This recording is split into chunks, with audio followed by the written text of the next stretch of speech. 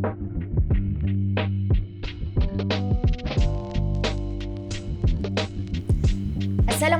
warahmatullahi wabarakatuh. Baiklah, sebelum tu jangan lupa tekan like video podcast ini, subscribe YouTube Yayasan Kelas dan juga jangan lupa tekan butang loceng untuk mendapatkan notifikasi video-video terbaru daripada kami.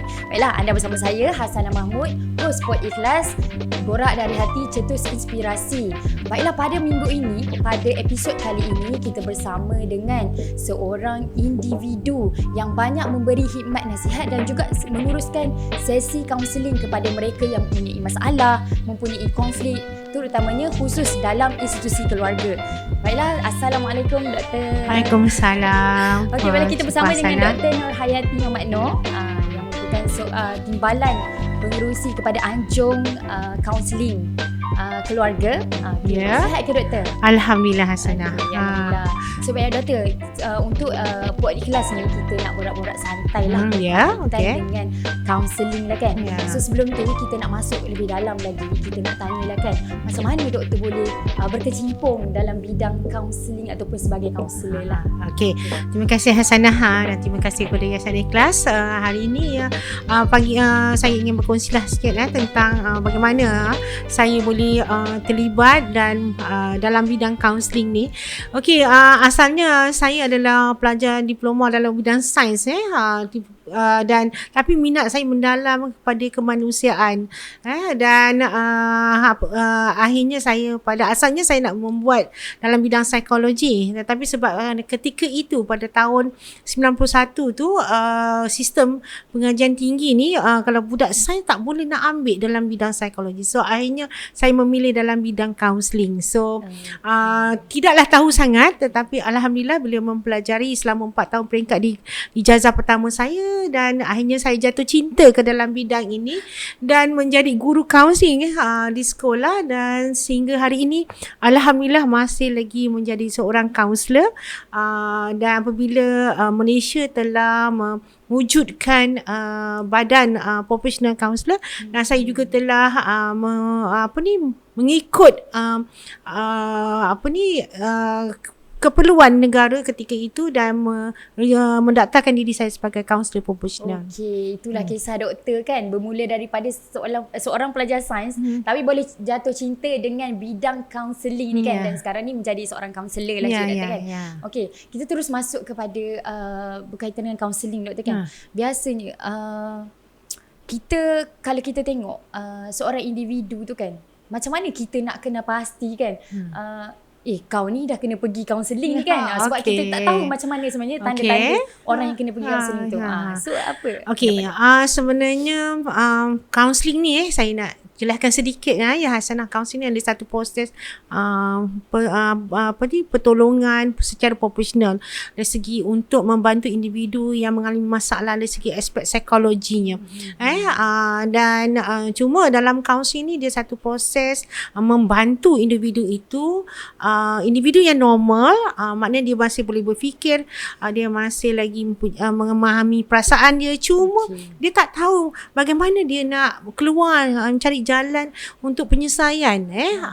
Tetapi dalam kaunseling bukanlah seorang profesional ni mesti nak bantu itu. Okay, this is your ini adalah jalan untuk menyelesaikan masalah, tidak.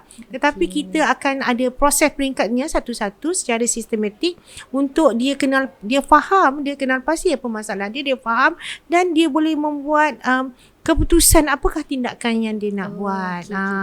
So kalau kita nak tahu apa masalah ataupun apa kriteria yang buat kaunseling itu, apabila dia sendiri dah tak boleh nak, dia macam dia dah buntu, tak tahu apa nak buat. Dia tahu itu masalah dia, tapi dia tak tahu macam mana nak keluar masalah kan. Contohnya macam dia tahu dia ada masalah dengan pasangan dia kan, pasangan ni tak berapa nak bercakap, tak apa, tapi dia tak tahu macam mana dia nak supaya pasangan ini akhirnya boleh bercakap, contohnya lah kan. Sebab ni kadang saya kerap kali jumpa pasangan yang pasangan dia sama ada isteri ataupun suami tu pendiam apa semua, sehingga dia rasa rumah tangga tu macam tak bahagia kan. So bila datang sesi, rupanya salah satunya lah personality kan. So dan suami pula dia kena saya personality saya yang pendiam ni membuatkan isteri tak selesa. So begitulah sebenarnya proses kaunseling tu. So point dia betul tak doktor? Maksudnya once start je seseorang tu rasa dia ada masalah untuk dia selesaikan sesuatu konflik ataupun masalah tu, so dia memang boleh pergi berjumpa lah dengan kaunselor kan. Okey, baiklah doktor. So kat situ memang kita memberi walaupun maksudnya sekecil-kecil masalah pun kan, kalau dia tak boleh nak selesaikan sendiri, dia boleh pergi berjumpa dengan kaunselor kan. Itulah Hasanah, krisis, konflik itu kita pun tahu tak pernah lari daripada kehidupan manusia kan. Cuma pengalaman saya di Malaysia ni, ramai rakyat Malaysia ni bila dia dah kronik, dah sangat, dah kata orang macam dah kritikal sangat, baru nak pergi berjumpa dengan kaunselor. Sewajarnya lah apabila macam kalau dah 2-3 bulan tak rasa happy, tak seronok tu, dah 2-3 bulan tu pun dah lama kan. Tapi biasalah kan, mungkin semua dari segi ni kadang manusia ni rasa benda tu boleh selesai kan. Tapi bagi saya selepas beberapa bulan bila rasa banyak konflik-konflik, krisis yang berlaku itu sehingga mengganggu perasaan, mengganggu pemikiran, sewajarnya dah pergi datang lah untuk dapat perkhidmatan kaunseling. Okey, baiklah doktor. Terima kasih doktor. So kita sebut kriteria lah kan, orang yang sepatutnya berjumpa dengan kaunselor ni kan.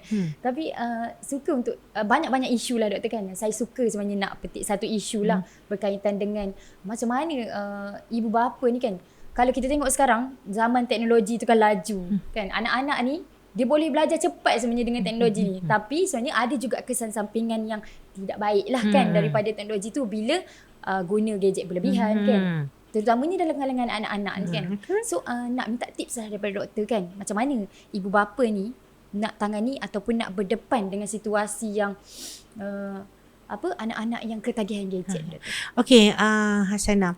Sebenarnya isu gadget ni dah terlalu bagi saya bukan satu isu yang baru dan bukan isu yang macam tidak berat. Dia sebenarnya agak berat, yang kritikal ni. Semalam baru waktu saya nak makan malam pun menemankan suami saya makan petang, dah malam lah juga dekat pukul 6.30, lihat seorang bapa bawa anak tu tengok handphone, gadget, bapanya sementara menunggu makanan kan. So saya nak cakap begini, ketagihan gadget ni bukan satu perkara yang boleh kita pandang ringan ataupun kita ambil mudah.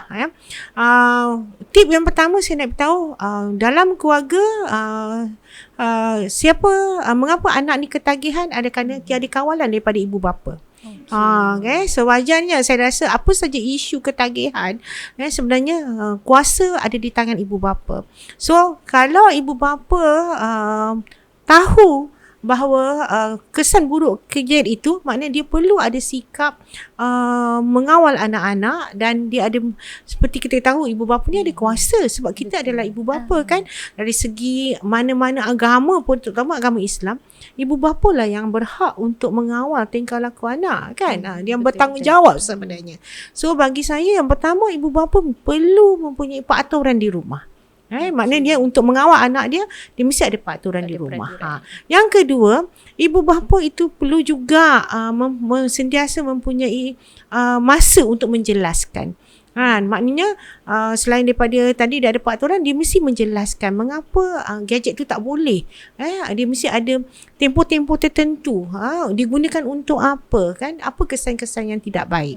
Yang ketiga, saya bagi 3 je tip dulu. Tak apa doktor. Yang ketiga ialah ibu bapa ini jangan menjadikan gadget itu untuk menyelesaikan masalah mereka. Masalah penat balik office, masalah tak boleh mengawal anak-anak bermain kan. Sebab saya punya pengalaman lah boleh menggalikan kes-kes ketagihan kan. Ibu bapa menjadikan gadget ini sebagai satu intervensi, satu rawatan untuk membentuk tingkah laku anak supaya duduk diam. Dia kalau dulu orang dulu itu adalah penyelesaian pertama. Ya, sebab dia kata dulu tengok TV kan. Dalam kajian-kajian psikologi dulu pun kalau ikutkan pengalaman saya membaca apa semua, ibu bapa menjadikan TV sebagai babysitter kan. Dia nak bagi anak dia duduk diam, lalu tengok TV. Sekarang ni diorang tukar.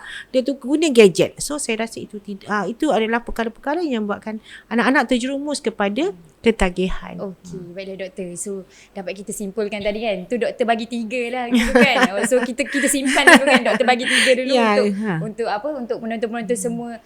Mungkin dengan kita ambil tiga tips daripada doktor ni kan. Yang pertama tadi adalah peraturan kan. Maksudnya ibu bapa perlu tetapkan peraturan lah penggunaan gadget. Kedua, jelaskan kenapa gadget ni guna waktu bila. Dan juga yang terakhir adalah gadget adalah bukan solusi utama kan untuk selesaikan masalah ni lah ibu bapa yang hadapi tu kan. Okey, baiklah doktor. So kat situ kita dah tengok lah kan tips doktor dah bagi. So ada ke apa kata-kata terakhir doktor lah kan. Sebab kalau kita tahu doktor memang khusus dalam bidang kaunseling keluarga kan. Kata-kata terakhir doktor kepada ibu bapa ataupun ketua keluarga dan juga keluarga lah khususnya kan.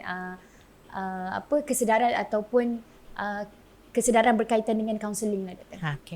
Okey, Hasanah, pada saya lah kepada semua keluarga, ketua keluarga terutamanya bapa di Malaysia ini, saya ingin mengatakan bahawa untuk memiliki keluarga yang bahagia, keluarga yang sejahtera, saya ingin mengatakan kepada semua ketua keluarga, termasuk juga ibu-ibu, sebab kita tahu di negara Malaysia kita ada juga ibu-ibu yang menjadi ketua keluarga.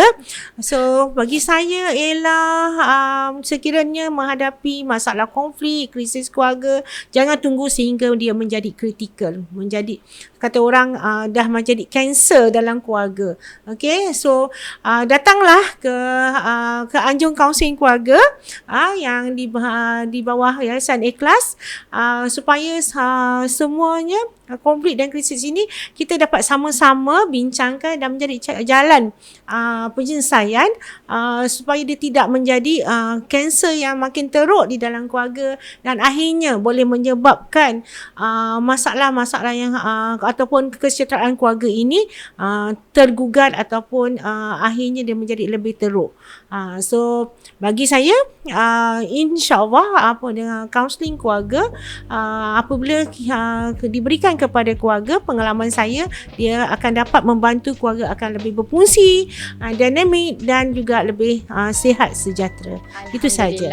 Terima kasih doktor atas pesanan terakhir kan kepada penonton. Sebelum ianya menjadi barah kan, ayuhlah kan kita ke kaunseling keluarga supaya ini dapat menyelesaikan konflik yang berlaku tu lah. Okey, baiklah, terima kasih Dr. Nayati atas kesudian untuk bersama-sama kita dalam Pod Ikhlas episod kali ini. Okey, baiklah. Jadi jangan lupa kepada penonton semua untuk tekan like video Pod Ikhlas ini. Jangan lupa tekan butang subscribe YouTube Yayasan Ikhlas dan juga jangan lupa tekan butang loceng untuk mendapatkan notifikasi video-video terbaru daripada kami. Baiklah, anda bersama saya Hasanah Mahmud selaku host Pod Ikhlas, dan jangan lupa kepada pengguna Android dan juga pengguna Apple, jangan lupa dengarkan Pod Ikhlas kami di Apple Podcast dan juga Spotify. Baiklah, bersama saya Hasanah Mahmud, host Pod Ikhlas, borak dari hati, cetus inspirasi. Assalamualaikum warahmatullahi wabarakatuh. Semoga berjumpa lagi.